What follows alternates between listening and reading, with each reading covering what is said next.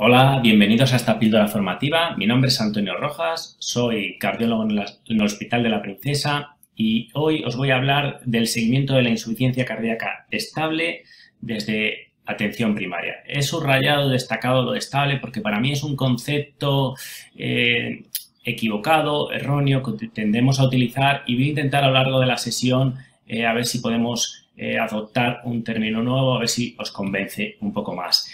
Lo primero que tenemos que hacer es definir qué entendemos por un paciente con insuficiencia cardíaca estable. La mayoría de nosotros estará de acuerdo que es un paciente que lleva una vida normal sin síntomas, que no ha ingresado en el último año por episodios de descompensación de insuficiencia cardíaca, que si miramos la medicación pues la tolera perfectamente y que no hemos hecho de forma significativa cambios en las últimas visitas. Si a ese paciente le hemos hecho ecocardiograma arreglado, veremos cómo la fracción de eyección ha permanecido constante o al menos no ha disminuido. Y si tenemos la posibilidad en nuestra consulta de obtener marcadores de congestión como son el ProBNP, observaremos que esos valores no han sufrido cambios significativos, al menos que no han aumentado.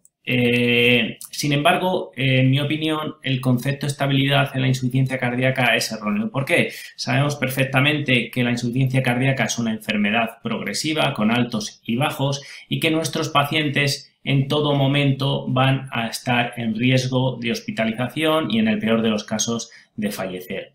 Estudios como el Paradigm en pacientes con fracción de eyección reducida nos han indicado que muchos de nuestros pacientes que consideramos estables, la mayoría pacientes en clase funcional 2 de la NIJA, sin ingresos, sin historia de ingresos por insuficiencia cardíaca, se veía en el seguimiento que al final tenían eventos como pueden ser hospitalización, muerte y muchas de esas muertes de forma dramática, en forma de muerte súbita.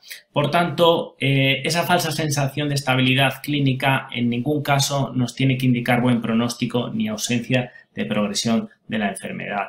Y de hecho, las guías NICE nos proponen que a esos pacientes que consideramos habitualmente como estables, los evaluemos en nuestra consulta al menos cada 6 meses para asegurarnos de que tienen un tratamiento optimizado que va a ser lo que va a mejorar a la larga el pronóstico. Si hay algo que nos gusta a los médicos en la evaluación de nuestros pacientes con insuficiencia cardíaca, sin duda es la clase funcional de la NIJA. Sin embargo, todos sabemos que esta clasificación, esta valoración es una cuestión subjetiva y de hecho cuando se ha estudiado la concordancia entre médico y paciente a la hora de valorar esa clase funcional, se ve sobre todo en clase funcional 2, 3 y 4 cómo hay una gran discordancia entre lo que nosotros vemos y cómo se siente el paciente. Por otro lado, tenemos lo que se ha denominado el peligro de la inercia terapéutica. Muchas veces retrasamos nuestra actuación hasta que vemos que nuestro paciente realmente está muy deteriorado y eso es lo que se ha venido a llamar empirismo desesperado. Esto explica cómo fármacos con una evidencia más que contrastada, como son el sacubitril/valsartán, en la práctica clínica apenas se usan por lo menos de lo esperado y esto es por la inercia terapéutica y eso nos tiene que invitar a reflexionar. Uno, para mí, de los indicadores de mayor riesgo y de peor pronóstico en nuestros pacientes con insuficiencia cardíaca es sin duda la necesidad de diurético. Si nosotros tenemos que empezar o aumentar la dosis de diurético en nuestro paciente, eso nos está indicando que algo no está yendo bien y siempre tenemos que ver si realmente nuestro paciente tiene un tratamiento optimizado. Esto es una sesión desde el punto de atención primaria y yo lanzo esta pregunta. ¿Puede el médico de atención primaria realmente hacer algo para cambiar la historia natural de la insuficiencia cardíaca? En mi opinión, por supuesto, el médico de atención primaria es, junto con cardiología, el pilar fundamental en el manejo de estos pacientes y va a ser una herramienta fundamental para optimizar el tratamiento y, sobre todo, para mejorar la adherencia de nuestros pacientes. ¿Cuáles son los objetivos que nos tenemos que proponer? Sin duda, los objetivos principales son mejorar la calidad de vida, el pronóstico y prevenir los reingresos. Y de forma secundaria, el control de síntomas y, en la medida de lo posible, prevenir las descompensaciones. Dentro del tratamiento del paciente con insuficiencia cardíaca, una de las medidas más importantes, sin duda, son las no farmacológicas. Han demostrado mejorar el manejo crónico, la evolución y el pronóstico. Y aparte del ejercicio, la dieta mediterránea baja en sal y otras medidas, sin duda, la que yo mayor importancia le doy es esta: el autocuidado y control de los síntomas. Tenemos que enseñar a nuestros pacientes y a los cuidadores de nuestros pacientes a reconocer e identificar de forma precoz aquellos síntomas y signos de descompensación de insuficiencia cardíaca, porque cuanto antes los tratemos, mejor resultado tendremos. Sin duda, hay una serie de medidas que tienen que tener muy clara nuestros pacientes, y una es el peso. Pacientes con insuficiencia cardíaca se tienen que pesar todos los días, nada más levantarse, estando desnudos, después de orinar, pesarse y reconocer su peso seco para identificar aumentos. Si nuestro paciente gana 2-3 kilos de peso en 2-3 días, eso no puede ser otra cosa que retención hídrica. Es un dato de alarma y algo que nos tiene que alertar. Lógicamente, sin llegar a ser neuróticos, nuestros pacientes se tienen que monitorizar de forma periódica la tensión y la frecuencia cardíaca, y de las cosas que yo considero más importantes, sin duda, son los síntomas y signos de congestión.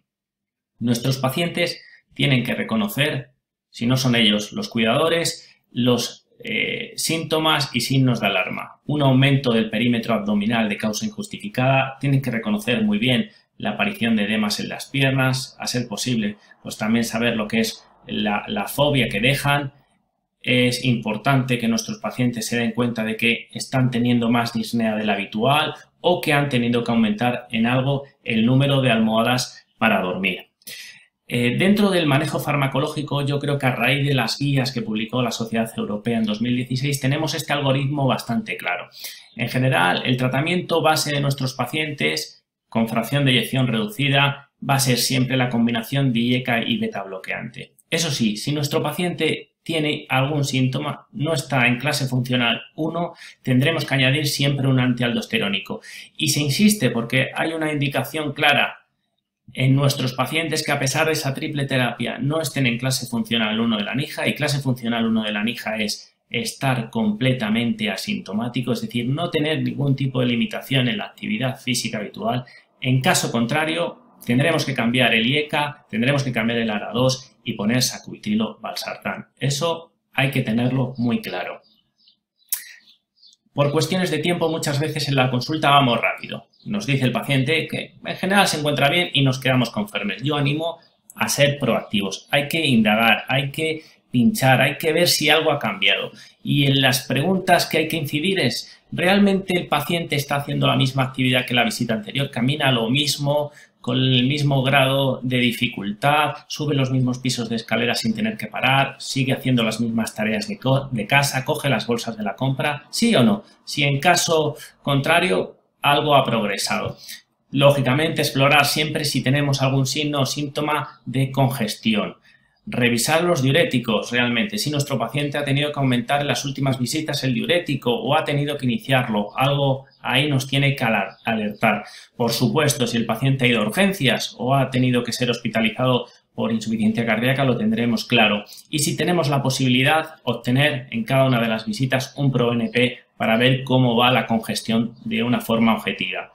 Si alguna de estas preguntas la respuesta es sí, nuestro paciente está yendo mal, y en ese caso tendremos que preguntarnos: ¿realmente tiene el tratamiento optimizado? Si el paciente no tiene sacubitrilo valsartán, lo debería tener, y eso lo tenemos que tener muy en nuestra cabeza.